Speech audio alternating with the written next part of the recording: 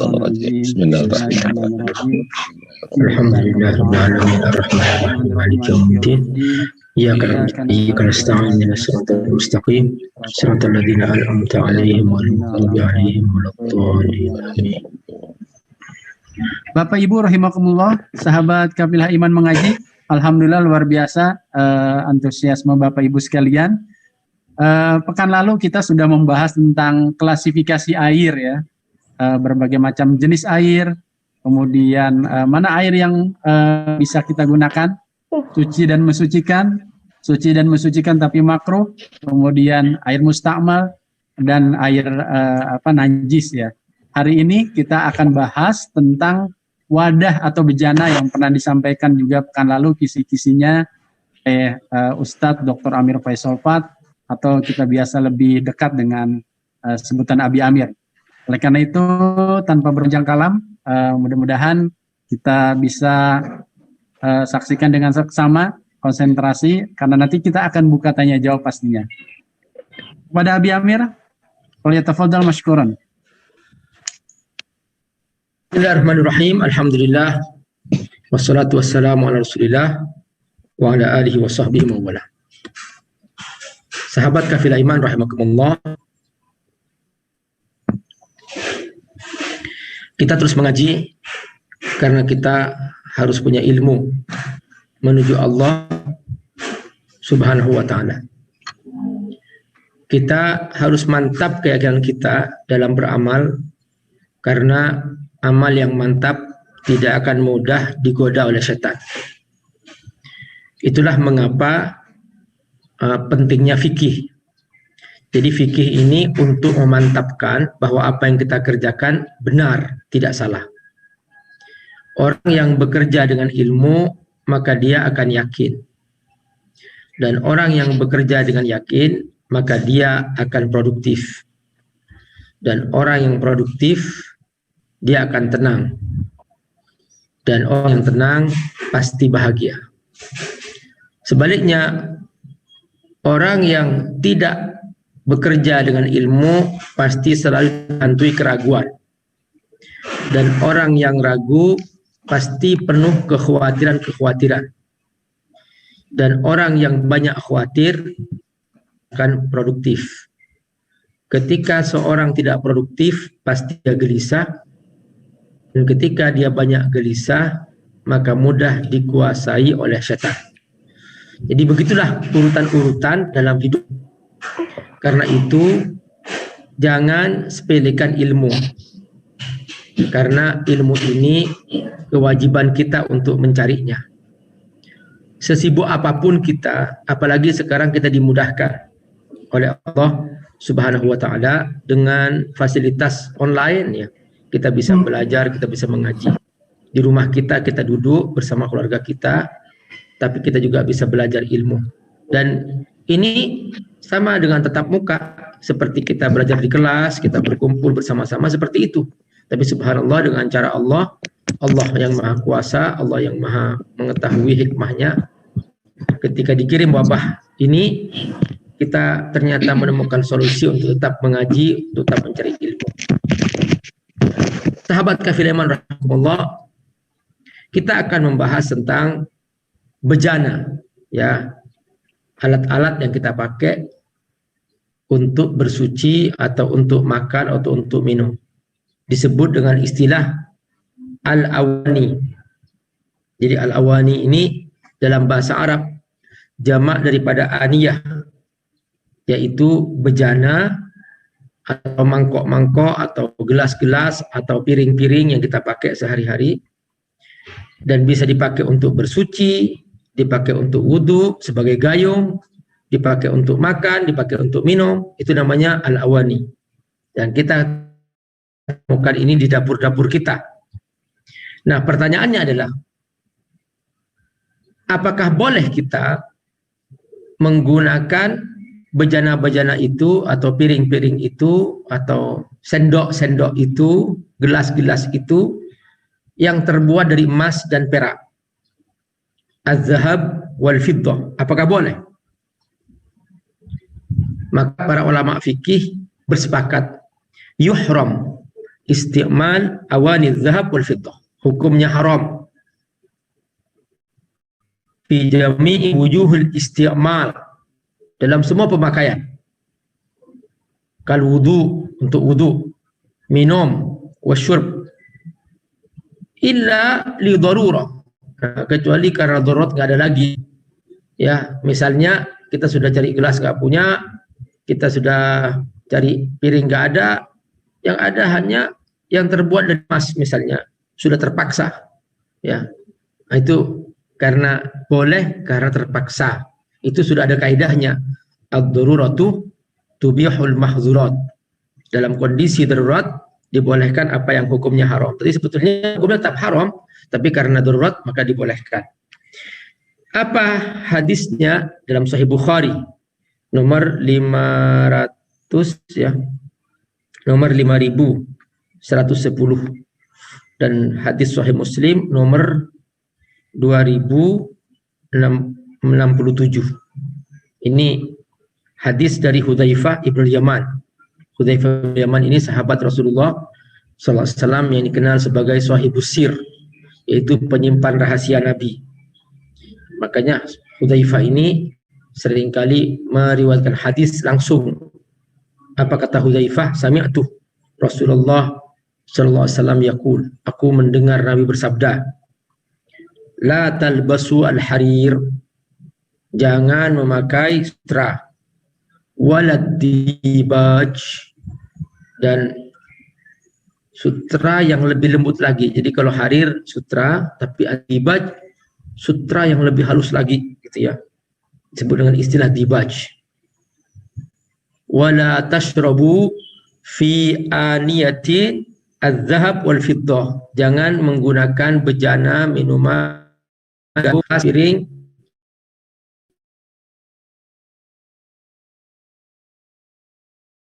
az-zahab wal fiddah. Wala ta'kulu fi sihafiha, janganlah kamu makan menggunakan itu, piring-piring itu, piring-piring emas. Ada alasannya, Nabi menjelaskan, fa innaha lahum fid dunya, di dunia orang-orang kafir memakai itu, walana fil akhirah, nanti kita memakai itu di surga. Jadi pembagian nih, pemakaian. Jadi orang itu emas sesuka-suka dia, tapi untuk orang beriman, untuk memakai piring emas, bejana emas, nanti di surga. Fa innaha lahum fid dunya walana fil akhirah. Nah, Pak Ustadz, di sini hadisnya berbunyi jangan minum. Wala tashrabu. Apakah boleh kita pakai untuk makan? Nah, ini fikih, Bapak Ibu. Jadi kalau orang tidak mengerti fikih, dia akan berkata yang dilarang hanya untuk minum, karena hadisnya berbunyi wala tasrabu. Kalau makan boleh. Nah, itu kalau nggak belajar fikih.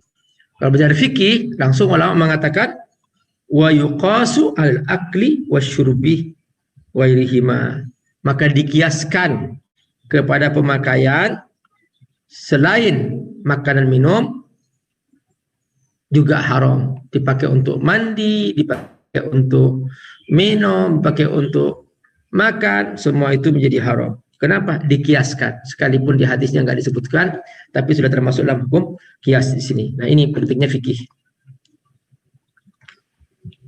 Nah, di sini ditanyakan, apakah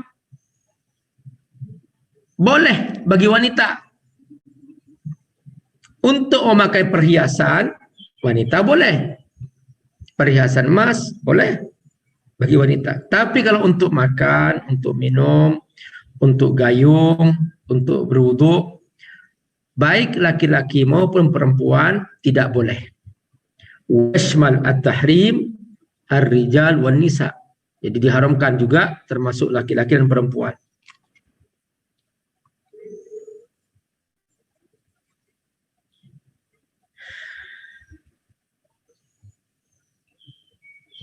Nah,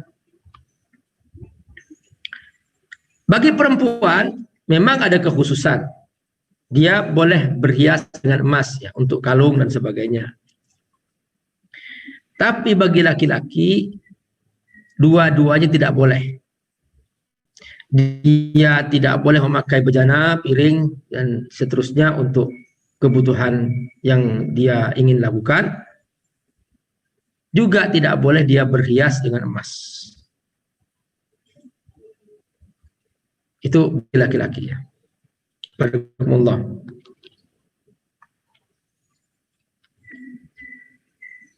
Hukmu isti'malil awani al-mudhabbab bidzahab al fiddah. Bagaimana kalau emas itu atau kalau sebuah benda ada campuran emasnya atau disepuh dengan emas atau dia digabung dengan emas. Jadi ada perekatnya pakai emas.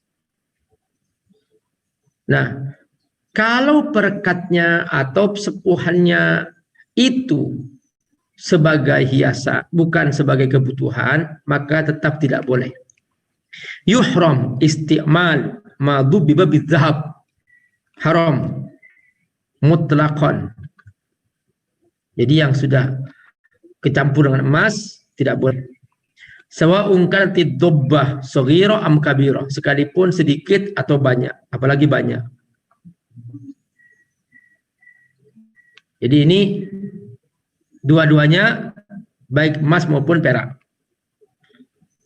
Fa in kanatid dubbah shaghira li ghairi zina jaza. Tapi kalau memang dia dibutuhkan sebagai perekat lihajah karena kebutuhan, bukan sebagai perhiasan, dibolehkan karena lihajah, tapi itu pun tidak besar, tidak banyak. Wa in kanat kabira li zina fa haram. Tapi kalau untuk perhiasan jumlahnya banyak ya enggak boleh. Wa in kal kabira li haja aw saghira li zina kariha. Jika ternyata yang besar itu untuk perekatnya karena lempengannya itu butuh perekat emas misalnya. Sisanya untuk perhiasan, maka dimakruhkan kalau itu besar. Sekalipun untuk kebutuhan. Apa dalilnya bahwa dibolehkan karena hajat? Ada sebuah hadis dari Imam Bukhari nomor 5315 dari Asim. Apa kata Asim radhiyallahu anhu? Aitu qadhan Nabi sallallahu alaihi wasallam inda Anas bin Malik wa kana qad insada'a fasalsalahu bi fiddah. Jadi ada sebuah gayung yang Nabi pakai untuk wudu. Itu sudah mulai pecah. Nabi lem pakai atau didekatkan pakai perak. Dan Nabi berwudu menggunakan gayung itu. Nabi minum pakai gayung itu karena kebutuhan, bukan karena sebagai perhiasan. Maka karena kebutuhan dibolehkan. Qala Anas berkata, laqad sakaitu Rasulullah sallallahu alaihi wasallam fi hadzal qadah aktsar min kada wa kada. Aku sudah berkali-kali menggunakan gayung ini atau ya untuk dipakai Nabi berwudu maupun dipakai Nabi untuk minum. Jadi sekali lagi ukurannya, kalau untuk perhiasan tidak boleh. Tapi kalau untuk kebutuhan karena hajat dibolehkan sebagai perekat dari sebuah benda yang kita gunakan untuk minum atau untuk berwudu.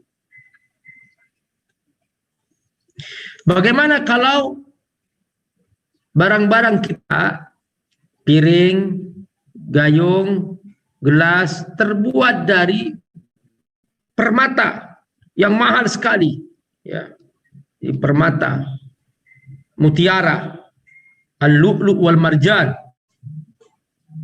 Itu kan tidak ada hadisnya, nggak terdapat di sini. Yang dilarangkan emas. Bagaimana kalau terbuat dari permata yang itu mahal harganya? Sebab persoalannya bukan masalah mahal dan tidaknya, tapi di sini adalah adanya teks secara khusus untuk memakainya. Nah, al-aslu fil muamalah al-ibahah. Kalau ini termasuk muamalah, maka pada dasarnya dibolehkan. Sepanjang itu tidak ada larangan. Ini kaidah. Nah, tidak ada larangan menggunakan mutiara, tidak ada larangan menggunakan permata, nggak ada larangan.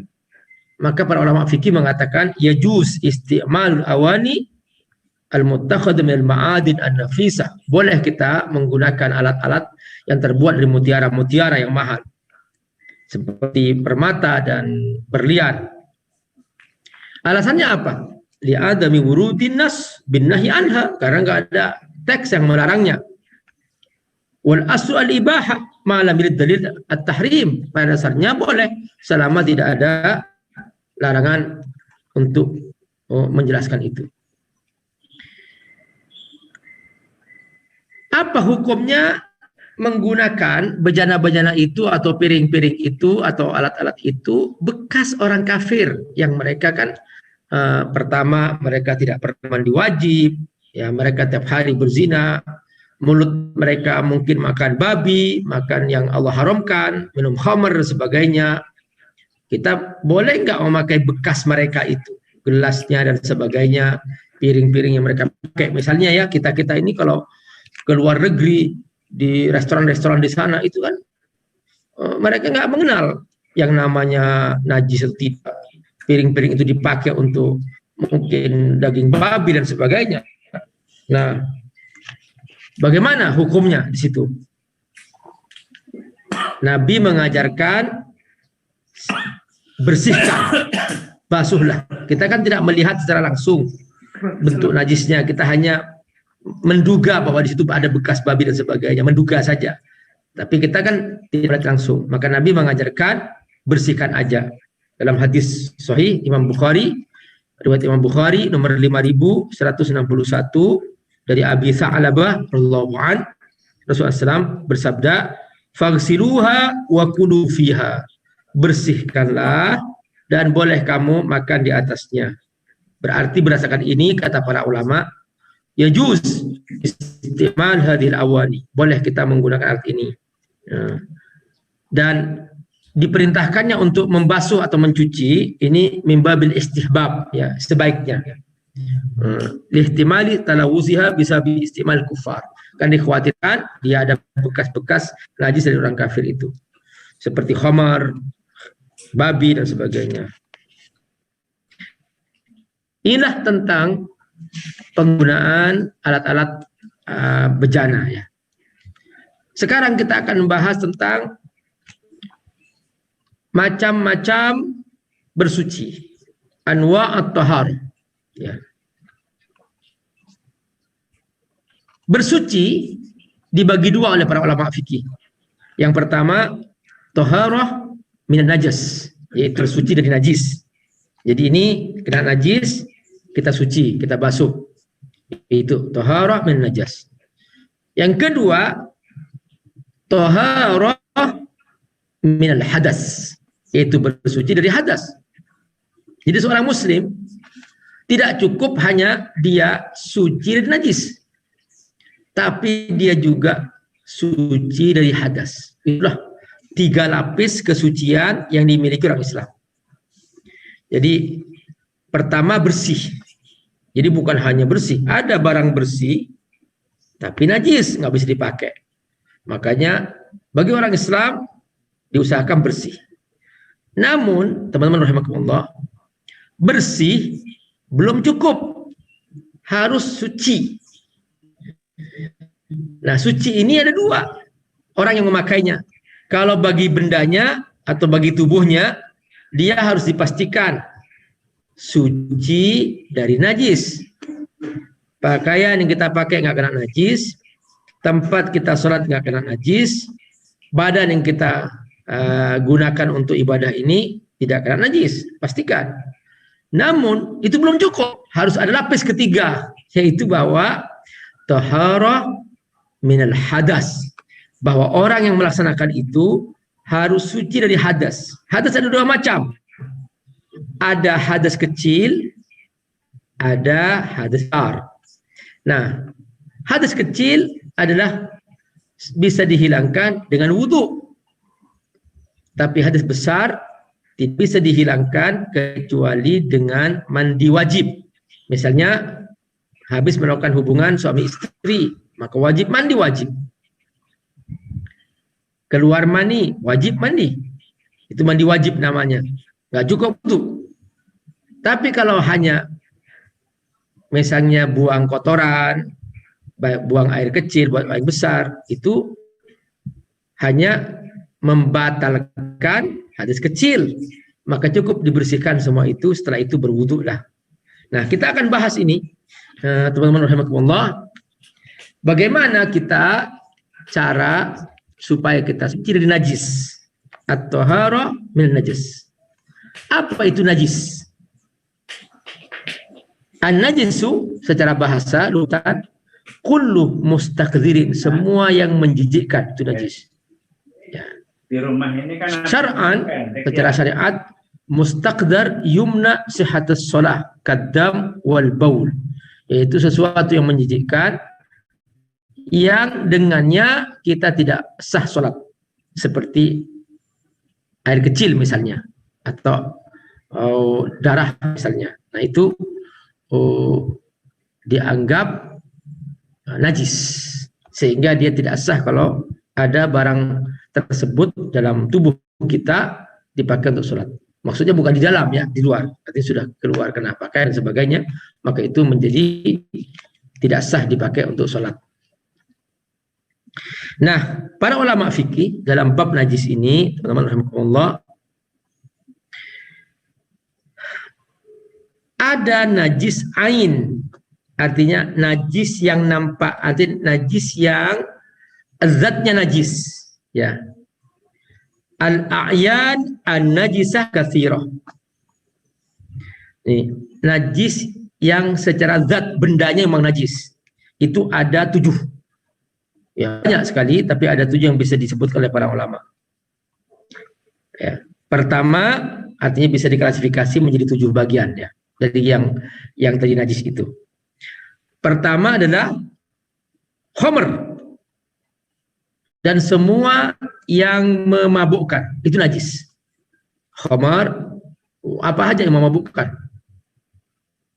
Khamar wa kullu ma'in muskir, dan semua yang memabukkan itu hukumnya najis. Innamal khamru wal maisiru wal ansabu wal azlam rijsun. Jadi khamar dan maisir dan azlam rijsun. Rijsun apa artinya? Najisun. Surah Al-Maidah nomor 90. Rasulullah bersabda dalam sebuah hadis, kullu muskirin khamrun. Semua yang memabukkan termasuk khamr. Wa kumrin haram, dan semua khamr haram. Hadis riwayat Imam Muslim. Jadi sekalipun namanya lain, tapi itu memabukkan, maka itu menjadi khamr. Termasuk khamr, maka itu haram dan najis. Hadis riwayat Imam Muslim 2003 nomor hadisnya dari Ibnu Umar. Ini yang pertama, yaitu najis yang memang zatnya najis. Yang kedua, anjing dan babi, al-kalbu wal khinzir. Ini dalam mazhab Syafi'i ya, kita belajar mazhab Syafi'i. Karena dalam mazhab yang lain ada pendapat, tapi yang jelas untuk babi nggak ada beberapa pendapat, tapi untuk anjing ada beberapa pendapat. Tapi yang di sini kita hanya bicara dalam mazhab Syafi'i. Al-kalbu wal khinzir, yaitu anjing dan babi.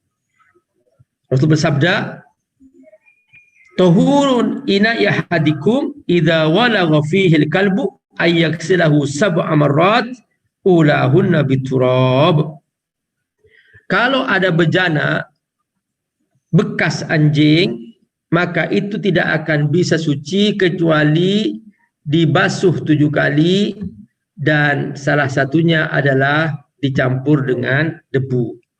Hadis riwayat Imam Muslim nomor 279 dan Ad-Daruqutni jilid 1 nomor 65. Dalam hadis yang lain dikatakan ihdahunna bil batha. Batha juga dicampur dengan debu. Ya. Ada yang mengatakan boleh di depannya, boleh di tengah-tengahnya, boleh di akhirnya. Yang penting ihdahunna, salah satunya. Harus ada debunya. Sebaiknya memang di depannya, karena hadisnya berbunyi ulahunna biturab. Boleh di tengah-tengahnya, boleh. Kalau diakhirkan maka tinggal debunya nanti banyak. Jadi sebaiknya memang di awal sehingga dia langsung bersih. Yang ketiga, yang jelas najis bendanya itu ada dan kelihatan artinya dia masuk najis, yaitu al-maitah, kai. Wa hiya kullu hayawanin mata bi ghairi zakatin syar'iyyah, yaitu binatang yang mati.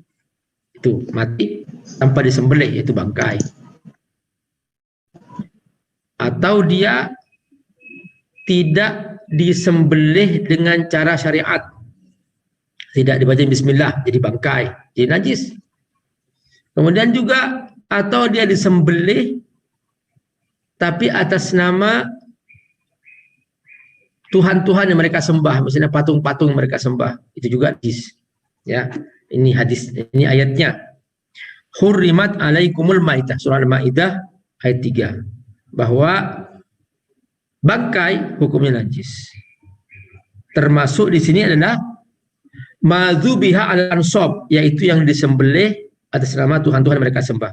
Wa ma uhilla li ghairillahi bih, kata Allah dalam surah Al-Maidah ayat 3, ya, dan yang termasuk bangkai yang disembelih atas nama Tuhan-Tuhan patung yang mereka sembah. Ini semuanya najis.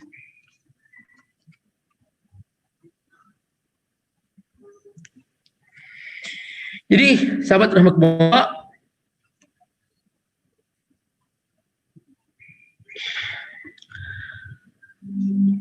apa yang dikecualikan dari bangkai? Wa yustasna min najasatil maitah, ada 3 bangkai yang dikecualikan, tidak termasuk najis. Apa itu? Pertama, maitatul insan, bangkai manusia. Mengapa manusia tidak termasuk najis?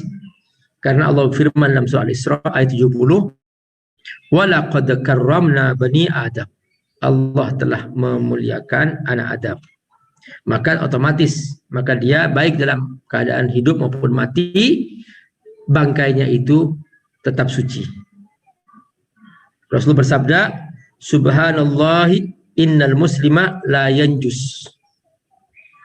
Maha suci Allah, seorang muslim tidak najis, kata Nabi. Hadis riwayat Imam Bukhari 279. Dari Ibnu Abbas, al-muslim la yanjus hayyan wala mayitan. Kata Ibnu Abbas, seorang muslim dia tidak najis hidupnya maupun matinya. Hadis Bukhari sebagai ta'liq atas jenazah atau bab jenazah. Bab ghusl mayyit wa wudu'ihi, dibahas dalam bab mencuci mayit atau memandikan mayit dan mewudukannya. Kemudian yang kedua dan ketiga, ikan dan belalang, as-samak wal jarad, ini termasuk yang juga diperkecualikan, bangkainya tidak najis. Bangkai ikan, bangkai belalang. Dalilnya apa? Nabi bersabda, uhillat lakum maitatan wa daman, dihalalkan bagi kalian 2 bangkai dan 2 darah. Ammal maitatan falhut wal jarad, adapun 2 bangkai yaitu bangkai ikan dan belang. Wa ammad daman, adapun 2 darah yang boleh kalian makan, fal kabid wat tuhal, yaitu hati dan limpah. Hadis riwayat Ibnu Majah. Yang keempat, ya, ad-damus sa'il wa minhu al-qayh, itu darah yang mengalir, ya, maksudnya darah yang mengalir dari orang lain, artinya atau dari binatang apa itu yang mengalir darahnya kena darah kita. Misalnya ya pas menyembelih kurban muncrat darahnya ke pakaian, maka itu bagian daripada darah yang mengalir. Nah, Allah firman, audaman masfuhan aw lahma khinzirin fa innahu rijsun. Jadi darah yang mengalir atau daging babi maka itu termasuk najis. Surah Al-An'am 145. Nah, darah yang dikecualikan hanya 2 tadi itu, yaitu al-kabid wat tuhal, yaitu hati dan limpah, itu dikecualikan. Yang kelima, ya, Barakallah. Lanjutannya ya tadi. Jadi najis yang kelihatan nih, najis yang kelihatan, khamar dan semua yang memabukkan. Yang kedua, anjing dan babi. Yang ketiga, bangkai. Nah, bangkai yang terkecualikan adalah bangkai manusia dan bangkai ikan belalang. Terus yang keempat, darah mengalir, termasuk najis yang jelas ya, najis ainiyah. Terus yang kelima adalah kencing manusia, baul insan, wawaituhu dan kotorannya, wabul hayawan dan kencing hewan-hewan, ya, dan kotorannya, wafaratu, ini termasuk juga najis, ya. Dalam Sahih Bukhari nomor 217 dan Muslim 284 ada seorang A'rabi, anna A'rabian bala fil masjid. Dia buang air kecil di masjid. Masjid dulu nggak pakai keramik, dulu hanya padang pasir aja, tetap ya makanya dia buang air di masjid. Itu langsung dulu di situ. Nah, salah seorang sahabat Umar waktu itu mau ngangkat pedang, jangan kata Nabi, nanti dia lari sambil kencing, najisnya banyak, biarkan aja sampai selesai. Begitu selesai, Nabi langsung menyuruh agar mengambil air, agar disiram itu bekas kencingnya itu. Subbu alaihi dzunuban min ma. Jadi artinya siram dengan setimba air daluan. Maka itu menunjukkan bahwa itu najis. Yang keenam, termasuk najis adalah kullu juz'in infasala minal hayawan hala hayatihi fa innahu najis. Segala sesuatu yang terpisah dari binatang yang hidup. Misalnya ya, kaki binatang lepas, binatangnya masih hidup, maka itu termasuk najis, ya. Rasul bersabda, "Makuti amin bahimatin fahuwa maitah." Apa yang terputus dari tubuh yang hidup dari binatang itu, maka itu bangkai. Hadis riwayat Hakim dan hadisnya sahih. Nah, perkecualiannya apa? Perkecualiannya, wa yustasna min dzalika sya'run warisul haywan al-ma'kul al-lahm fa innahu tahir. Diperkecualikan adalah bulu-bulu binatang, domba ya, yang dicukur bulunya dibuat jadi kemucing dan sebagainya, maka itu diperkecualikan. Tapi kalau anggota tubuhnya lepas, maka itu jadi bangkai. Tapi kalau bulunya kita cukur, bulunya dijadikan kemucing dan sebagainya, maka itu tidak najis. Itu perkecualiannya. Nah, ini teman-teman rahimakumullah, pentingnya kita belajar fikih. Ada hadisnya, ada ayatnya. Allah firman ayat nomor 80 surah An-Nahl, "Wa min aswafiha wa aubariha wa ash'ariha asasan wa mata'an lillahi." Jadi termasuk rambut-rambutnya itu termasuk dibolehkan, dia tidak najis. Yang ketujuh, ini yang ketujuh, labanul hayawan wa ghairu ma'kul laham.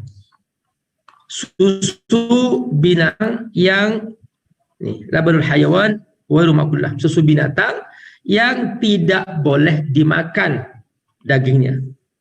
Ya. Susu binatang yang tidak boleh dimakan dagingnya. Seperti keledai. Keledai ini enggak dimakan dagingnya.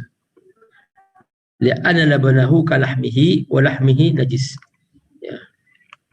Karena susunya itu seperti dagingnya dan dagingnya najis. Ini najis-najis yang zatnya nampak, ya. Zatnya nampak. Nanti kita akan bahas, teman-teman rahimakumullah, ada najis, macam-macam najis.